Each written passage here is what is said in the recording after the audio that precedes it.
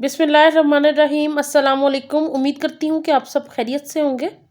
अल्लाह से दुआ है कि वो हम सबको अपने अपने घरों में खुश और आबाद रखे, आमीन। आज मैं आपके साथ चॉकलेट गनाश बनाने की बहुत ही आसान सी रेसिपी शेयर करूँगी। आप घर में बच्चों के लिए इसे बनाएं, बच्चे बहुत ही शौक से इसे खाएंगे। वीडियो आपको अच्छी लगे तो वीडियो को ज़्यादा से ज़्यादा लाइक ज़रूर दीजिएगा, और जिन बहन भाइयों ने अभी तक चैनल को सब्सक्राइब नहीं किया प्लीज़ वो ज़रूर कर लें।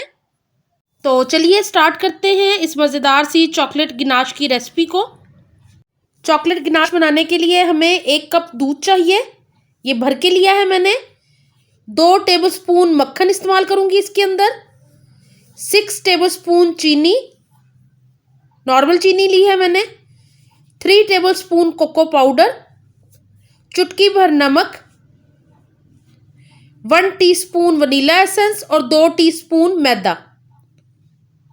यहाँ मैंने एक नॉन स्टिक के पैन में सबसे पहले मैं शामिल कर रही हूँ दूध। 1 कप भर के दूध का लिया है, ये रूम टेम्परेचर पे ही दूध है, गर्म दूध नहीं लिया मैंने। और अब इसके अंदर मैं कोको पाउडर शामिल कर रही हूँ। सारी चीज़ें अभी हम इसके अंदर शामिल कर देंगे। अभी मैंने स्टोव को चलाया नहीं है। चीनी शामिल कर दिया इसके अंदर, मैदा चला गया, नमक चला जाएगा इसके अंदर, और वनीला एसेंस भी शामिल कर दिया मैंने, जिससे बहुत ही अच्छी सी खुशबू आएगी हमारे चॉकलेट गिनाश में से। और अब मैं इसको एक विस्क की मदद से अच्छे से मिक्स कर लूँगी ताकि कोई लम्स ना रहे।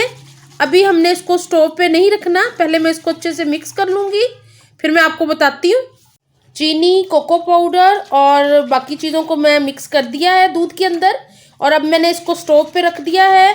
बहुत ही धीमी आंच पे रखना है, बहुत तेज़ आंच पे एकदम से इसको नहीं पकाना।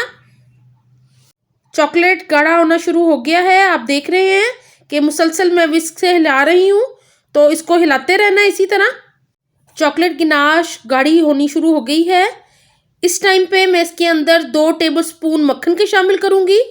मक्खन शामिल करने का मकसद ये है कि एक तो चॉकलेट गिनाश हमारी बहुत ही टेस्टी हो जाएगी, और दूसरा इसमें एक बहुत ही खूबसूरत सी चमक आ जाएगी, जो आप देखेंगे अभी जब ये मक्खन मिक्स होना शुरू हो जाएगा।